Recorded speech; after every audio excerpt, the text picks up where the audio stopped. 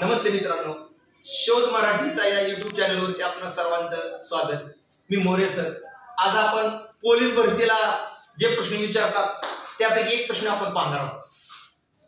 तर बघा, आजचा वार सोमवार आहे, तर 93 दिवसांनी येणारा वार कोणता?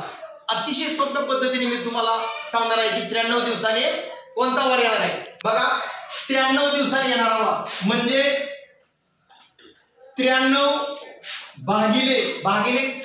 भागिले काय, तर आठवड्याच्या दिवसांनी या 93 ला भागायचे। आठवड्याचे दिवस किती? 7।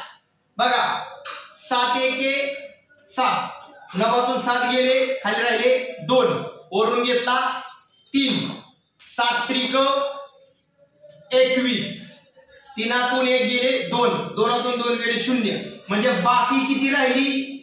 2। म्हणजे आजचा वार सोमवार आहे, तर 93 दिवसांनी येणारा वार कोणता? म्हणजे बाकी राहिली 2। मग आठवड्यामध्ये सोमवार नंतर 2 दिवसांनी येणारा वार म्हणजे बुधवार आहे।